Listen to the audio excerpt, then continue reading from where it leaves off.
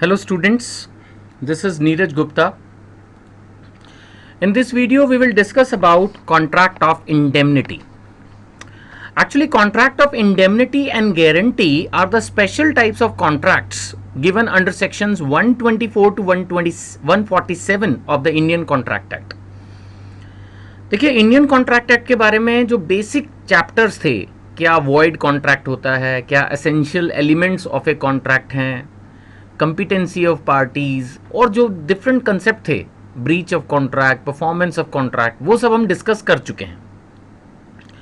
अब तीन special categories के कॉन्ट्रैक्ट्स होते हैं: indemnity and guarantee, bailment and pledge and contract of agency.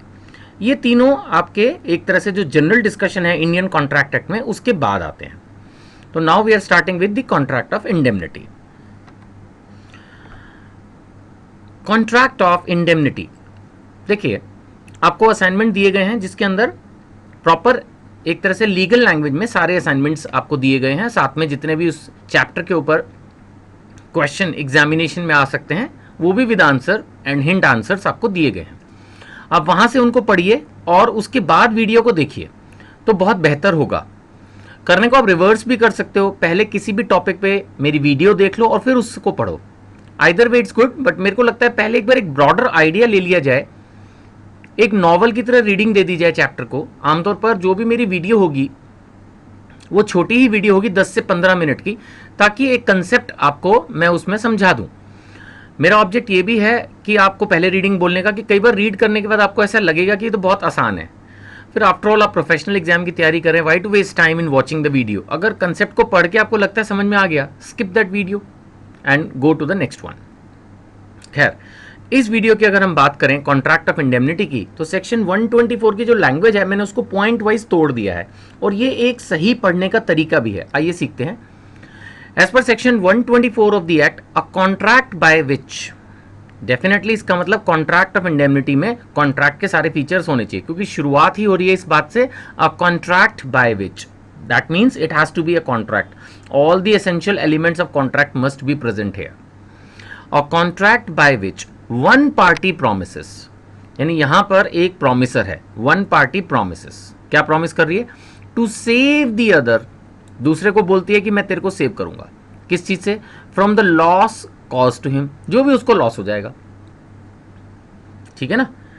मैंने आपसे आपका मोबाइल मांगा, आपकी बाइक मांगी कि भाई मेरे को बाइक दे दे 4 घंटे के लिए, मुझे लेके जाना है, और साथ में मैं प्रॉमिस कर रहा हूं कि अगर आप मुझे अपनी बाइक दोगे तो मैं आपको सही सलामत वापस करूंगा. अगर कुछ खराब हुआ, रास्ते में कोई प्रॉब्लम आई, तो मैं इसको ठीक करा के आपको इसी कंडीशन में वापस करूंगा.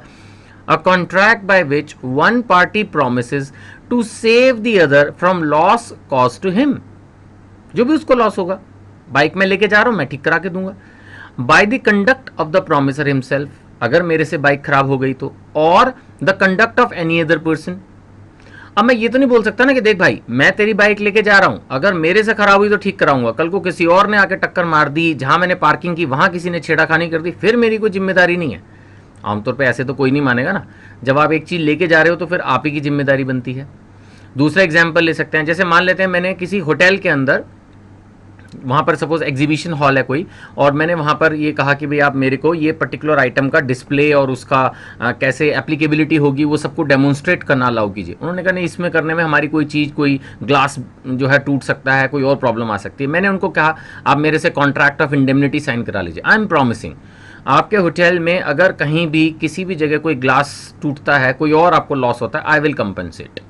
तो वहां पर भी मैं ये नहीं बोल सकता कि जी मेरे से होगा या मेरे एम्प्लॉय से होगा तो ही मैं करूंगा. आफ्टर ऑल आप एग्जीबिशन में अगर इनवाइट कर रहे हैं लोगों को, तो हो सकता है उनसे लॉस हो जाए, कोई बाहर वाला बंदा आके तोड़ के चला जाए. लेकिन होटल अथॉरिटीज तो जगह आपको दे रहे हैं ना, तो what they will expect, they will expect that you will reimburse, है ना. सो ये एग्जाम्पल से मेरे ख्याल से आपको क्लियर हो गया होगा. A contract by which one party promises to save the other from loss cause to him by the conduct of the promisor himself और the conduct of any other person. यानी इसमें या तो प्रोमिसर हिमसेल्फ हो सकता है या फिर conduct of any other person, किसी और बंदे का भी वो कंडक्ट हो सकता है. And it is called a contract of indemnity. एक चीज ध्यान रखना, यहाँ मेन बात क्या है, it's a contract to save the other. ये भी एक पॉइंट याद रखने वाला है, that it's a contract to save the other, to save the other from the loss caused by the promiser himself or the conduct of any other person. तो ये अपने आप में कंटिंजेंट कॉन्ट्रैक्ट भी है, क्योंकि पता नहीं लॉस होगा या नहीं होगा. एक्चुअली जो बंदा प्रॉमिस कर रहा है वो भी यही सोच के कर रहा है कि कुछ होगा नहीं, है ना. इंश्योरेंस भी देखा जाए तो to some extent is a contract of indemnity, to some extent, क्योंकि वहाँ पर भी यही होता है कि इंश्योरेंस कंपनी बोलते हैं कि आप अपनी ये चीज़ यूज़ कीजिए, हमारे पास इंश्योरेंस कराइए, अगर कोई लॉस होगा तो we will compensate you the loss. But to some extent वो भी इंश्योरेंस कॉन्ट्रैक्ट्स भी कॉन्ट्रैक्ट्स ऑफ इंडेमनिटी हैं, राइट.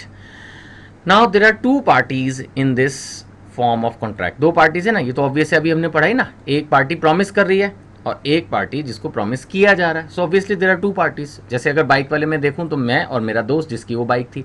होटल वाले में अगर मैंने सपोज एग्जीबिशन के लिए हॉल लिया तो मैं और वो होटल वाला. So there are two parties. So the party who promises, जो पार्टी प्रॉमिस करती है उसको हम क्या बोलते हैं, उसको हम बोलते हैं इंडेमनीफायर. नेचुरली उसी ने तो लॉस इंडेमनीफाई करना है. And the promise to be saved, जिसने सेव होना है, जैसे उस एग्जाम्पल में मेरा फ्रेंड या होटल, उसको बोलेंगे indemnified. This is how it works. So the party who promises to indemnify, save the other party from loss is known as indemnifier, whereas the party who is promised to be saved against the loss is known as indemnified.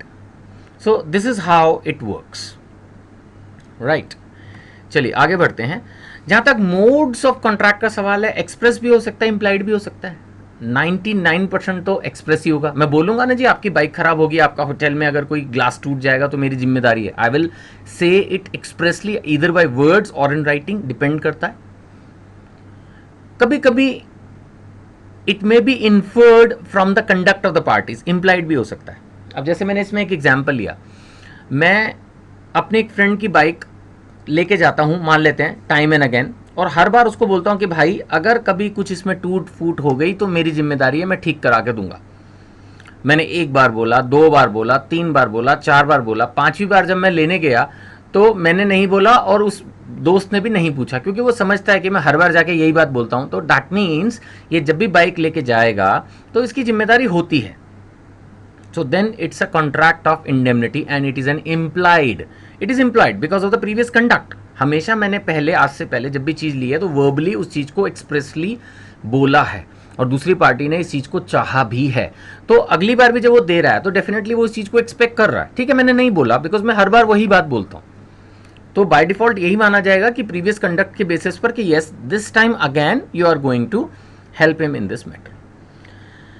अगला point अगर हम लें तो essential elements, जैसे मैंने पहले भी कहा, जितने भी कॉन्ट्रैक्ट के एसेंशियल एलिमेंट्स हैं वो सारे इसमें प्रेजेंट होने चाहिए. जैसे एक एग्जांपल हमने लिया इसमें इलीगैलिटी का. अगर आप एक इलीगल ऑब्जेक्ट के लिए दूसरे को बोलते हो कि जा तू उसका सर फोड़ा, उसको मार दे, जो कुछ होगा मैं देख लूंगा, तेरे को अगर कोई दिक्कत आई I will compensate your loss. No sir, it cannot be treated like a contract, because every legal contract, any legal promises can only be created or can be treated like a contract, है ना.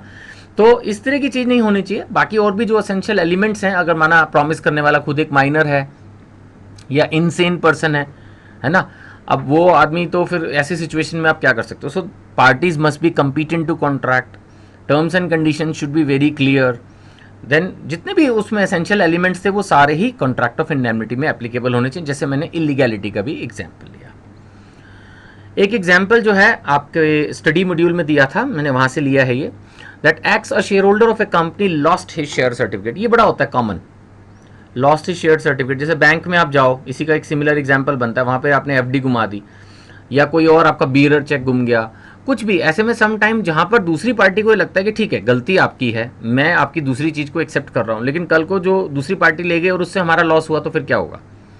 सो X a share holder of a company lost his share certificate, he applied for the duplicate. Company ने agree कर दिया, लेकिन उन्होंने, company ने ये भी कहा कि that x will compensate the company against the loss. अगर वो डुप्लीकेट सर्टिफिकेट की वजह से कंपनी को कोई लॉस हुआ, दूसरा पार्टी लेके आ गई उसकी वजह से ओरिजिनल सर्टिफिकेट, और कल को क्लियर नहीं हुआ, कंपनी को उसको भी शेयर्स इशू करने पड़े, कोई और इशू आ गया, तो कहने का मतलब ये है कि इस सिचुएशन में एक कॉन्ट्रैक्ट ऑफ इंडेमनिटी एक्स जो है वो भर के देगा कि भाई मेरी वजह से अगर कोई लॉस होगा तो उसकी जिम्मेदारी मेरी है.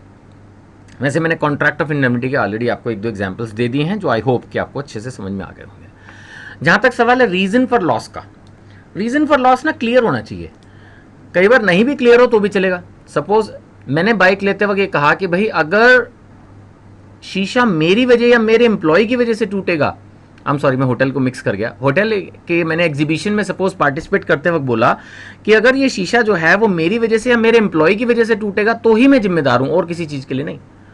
अब मान लेते हैं वो एग्जीबिशन जो है वो एक ओपन कंपाउंड में थी और वहां उस दिन जो है वो बहुत हाई थंडर शावर्स हुए और उसकी वजह से जो है वो टूट गया वहां पर कुछ, तो हो सकता है कि मैं बोलूं मेरी जिम्मेदारी नहीं, because I said that I will be compensating you the loss if the loss is caused by my conduct or the conduct of my employees and it is an act of God, so I'm not responsible। या ये भी हो सकता है all risk का मतलब हो गया जैसे मर्जी कुछ भी गड़बड़ होगी मेरी जिम्मेदारी है। तो ये डिपेंड करता है एक्चुअली कि जो रीजन फॉर लॉस है obviously it should be specified, reason for loss should be specified कि क्या रीजन है, प्रॉमिसर हिमसेल्फ है, एनी अदर पर्सन है, या कोई accident which is not in the control of parties है, उसमें रिस्पॉन्सिबिलिटी फिर किसकी होगी। As far as possible it should be pre decided as a matter of professionalism in every such contract, such matter should be pre decided so that there is no confusion later on. In a contract of indemnity, the promisee, the indemnity holder is entitled to recover the following. Naturally, अगर कोई loss होगा तो वो उस loss को recover करेगा। All damages which he may be compelled to pay in any suit, अगर उसके ऊपर कोई केस होता है, कोई लॉस होता है तो वो भी रिकवर करेगा साथ में। अगर उस बात के लिए उस पर कोई केस हो जाता है, उसको कोई सूट का मतलब केस, अगर वो किसी केस में फंसता है वहाँ उसको कोई कंपनसेशन देना पड़ता है तो वो भी वो इंडेमनीफायर पे करेगा, है ना। और all cost which may have been compelled to pay in bringing defending the suit, वही बेसिकली घूम फिर के वो केस के बारे में बताया जा रहा है। उसको डैमेजेस आप समझते हैं, the word damages means compensation, the word damages means compensation. तो जितने भी उसको किसी केस के अंदर कंपेंसेशन देना पड़े या केस को ब्रिंग या डिफेंड करने में जो खर्चा करना पड़े, है ना, या किसी केस को कॉम्प्रोमाइज़ करने में जो पेमेंट करनी पड़े, कुल मिलाकर जितना भी उसका लॉस होगा वो भी उसको कंपेंसेट करना है। और अगर उसकी वजह से उसको किसी केस में उलझना पड़ जाता है तो उस केस में जो भी उसको पे करना पड़ता है, उस केस को करने में, डिफेंड करने में जो भी खर्चा करना पड़ता है वो सारे भी इंडेमनीफायर पे करेगा।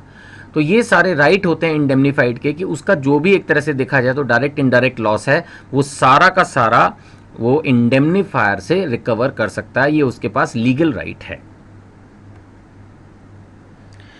यहाँ पर एक और आखिरी बात इस कंसेप्ट में, इस वीडियो में समझने की है वो ये कि अभी जो हमने आपको पढ़ाया कि भाई उसको ये लॉसेस रिकवर हो सकते हैं, तो ये लिस्ट कोई एग्जॉस्टिव नहीं है। It may be understood that the rights contemplated under section 125 are not exhaustive. Exhaustive का मतलब समझते हैं आप कि जैसे एक लिस्ट दे दी, अगर यही 3 होती तो बस इन्हीं 3 के लिए वो रिस्पॉन्सिबल था, बाकी किसी चीज के लिए नहीं। लेकिन ये लिस्ट एग्जॉस्टिव नहीं है, ये लिस्ट इलस्ट्रेटिव है। आई रिपीट माई सेंटेंस, ये लिस्ट एग्जॉस्टिव नहीं है, ये लिस्ट इलस्ट्रेटिव है। तो इसका मतलब क्या हुआ कि ये जो एग्जाम्पल आपको दिए गए हैं ये एग्जॉस्टिव नहीं है कि बस इतना ही है, इलस्ट्रेशन है, 2-3 पॉइंट कवर किए गए हैं। एग्जाम्पल की फॉर्म में भी कह सकते हैं, दूसरे फॉर्मेट में भी कह सकते हैं। बाकी एज सच यही इसमें लिखा है कि अगर कोई और लॉस भी होता है इंडेमनिटी होल्डर को जो कि उसके कॉन्ट्रैक्ट ऑफ इंडेमनिटी में कवर्ड है, डीम्ड कवर्ड है, it appears that it is covered, then indemnifier has to pay for it. If he has incurred a liability and the liability is absolute, he is entitled to call upon the indemnifier. देखिए, he is entitled to call upon his indemnifier. Entitled है, उसका पूरा हक बनता है कि वो indemnifier को बोलेगा कि मेरा लॉस हुआ, उस लॉस को आप कंपनसेट कीजिए। राइट, कोई भी डाउट हो आपको तो आप ये 9599222549 ये जो मेरा नंबर है इस पर आप कभी भी मुझे कांटेक्ट कर सकते हैं। हो सकता है कि मैं अगर रिकॉर्डिंग कर रहा हूँ या किसी और काम में बिजी हूँ तो उस समय कॉल अटेंड ना कर पाऊँ, इसलिए आपको सजेशन है कि आप मुझे व्हाट्सएप करें। ठीक है, चलिए नेक्स्ट वीडियो में और आगे बढ़ते हैं। Thank you so much. This is Neeraj Gupta.